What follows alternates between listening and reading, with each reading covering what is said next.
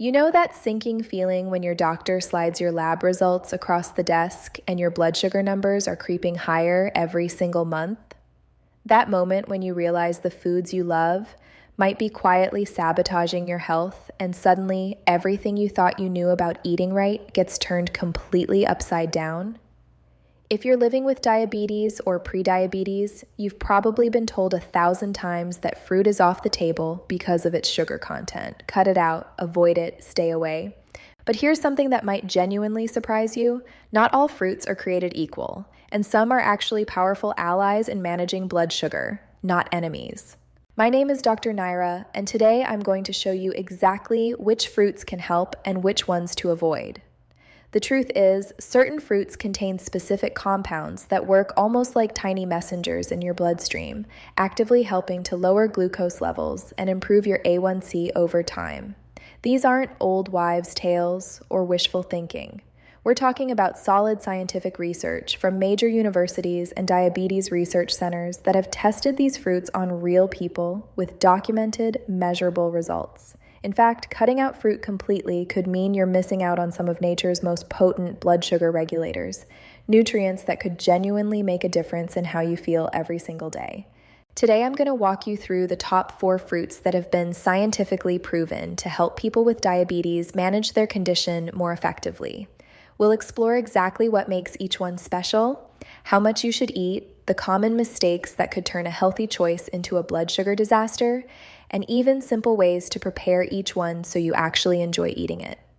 Let's start with the smallest fruits that pack the biggest punch when it comes to blood sugar management, berries. When I talk about berries, I'm focusing mainly on blueberries, strawberries, raspberries, and blackberries. These little nutritional powerhouses are absolute game changers for anyone dealing with elevated glucose levels. Blueberries contain about 84 calories per cup with 21 grams of carbohydrates. But here's what makes them special. They're loaded with vitamin C, potassium, and fiber. But the real magic lies in compounds called anthocyanins, the natural pigments that give blueberries their deep blue color. Studies have shown that these anthocyanins can improve insulin sensitivity by up to 22%, which means your body becomes significantly better at using the insulin it naturally produces. Strawberries bring 49 calories per cup, 12 grams of carbohydrates, and impressive vitamin C content. Raspberries deliver an impressive 8 grams of fiber per cup, along with just 64 calories and 15 grams of carbs.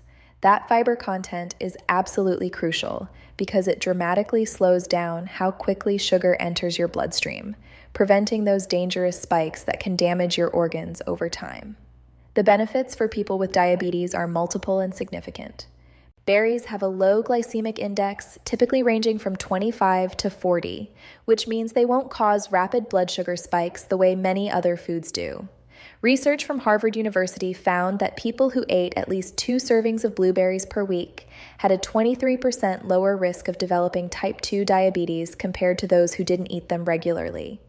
The antioxidants in berries, particularly ellagic acid in strawberries and raspberries, help reduce chronic inflammation throughout your body, which is directly connected to insulin resistance.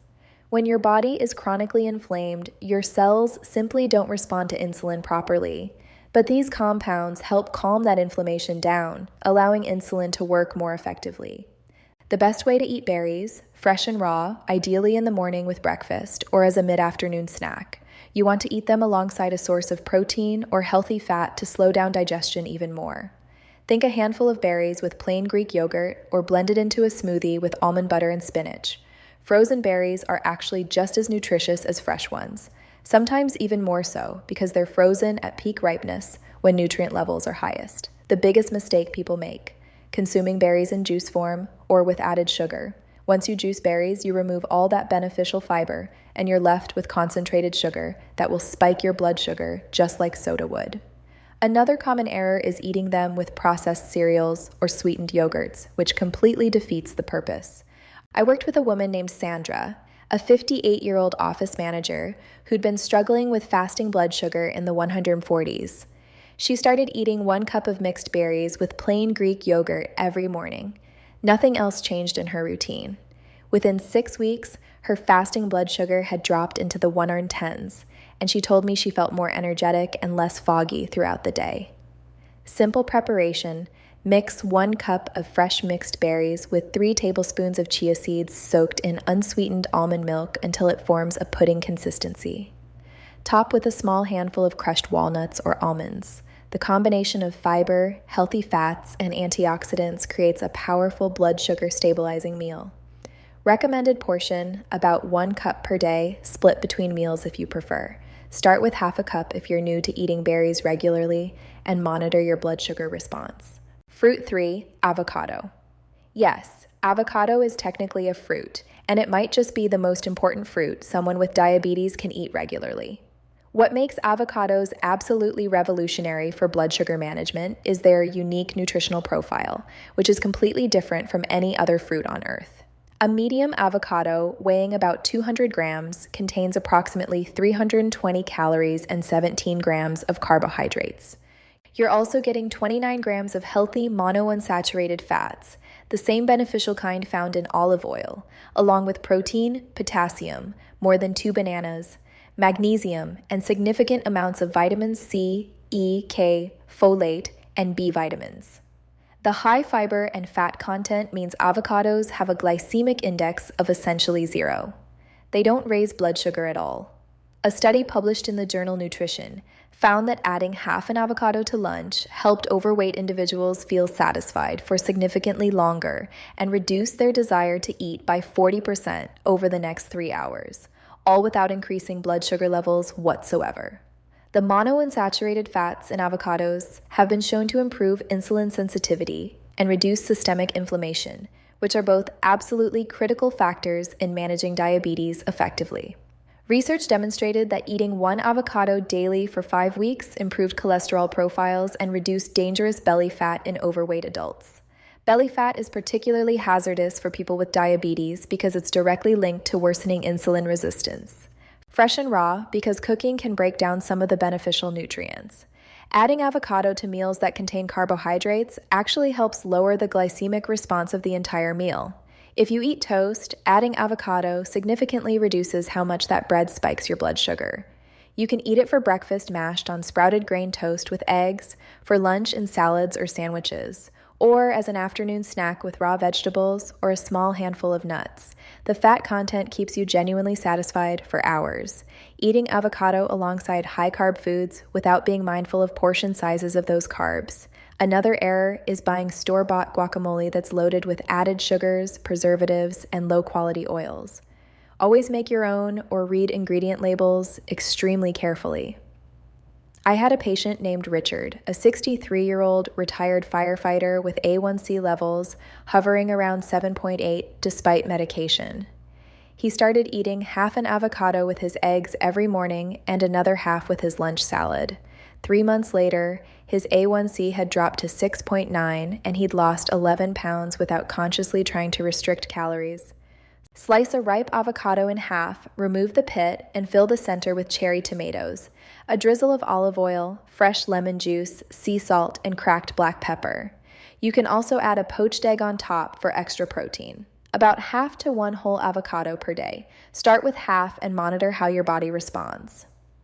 Fruit 2, apples. There's an old saying that an apple a day keeps the doctor away, and for people with diabetes, there's actually solid scientific truth behind this folk wisdom. Apples are among the most extensively researched fruits when it comes to blood sugar management. A medium apple, roughly 182 grams, contains about 95 calories, 25 grams of carbohydrates, and 4.4 grams of fiber, with a significant portion being soluble fiber called pectin.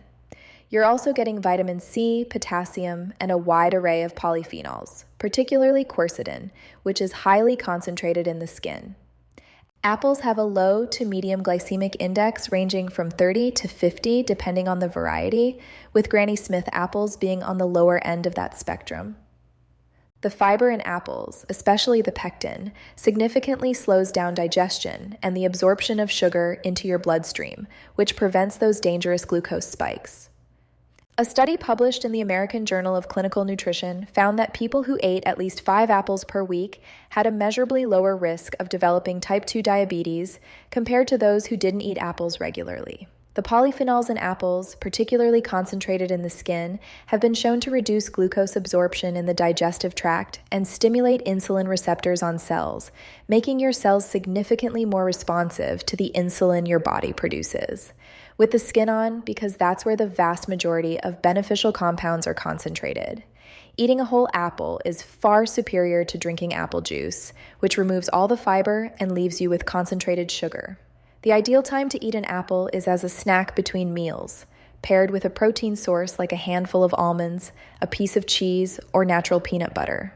The combination of fiber from the apple and protein creates an even more stable, sustained blood sugar response. Consuming apples in processed forms, applesauce, apple juice, dried apples, or apple pie, all of which either concentrate the sugars dramatically or add extra sugar while removing the beneficial fiber. Another common error is eating apples that are overripe, which have higher sugar content and degraded fiber.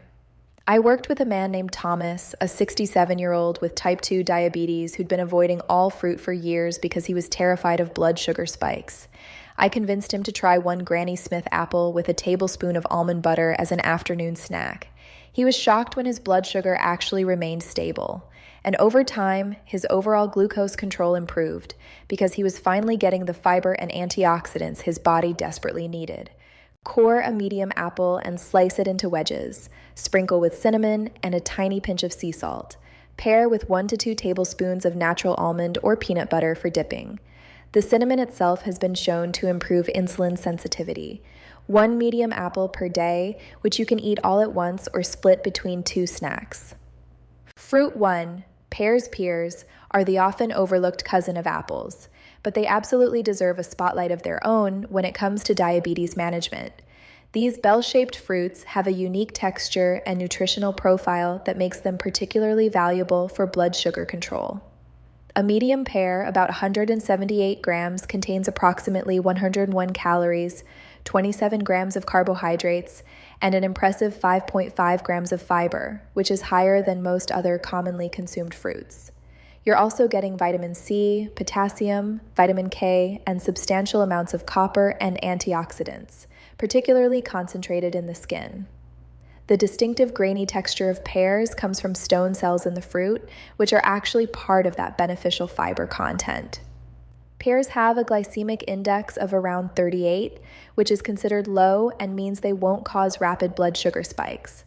The high fiber content, particularly soluble fiber, promotes healthy digestion and dramatically slows down the release of sugar into your bloodstream, creating a gentle, sustained energy release rather than a sharp spike.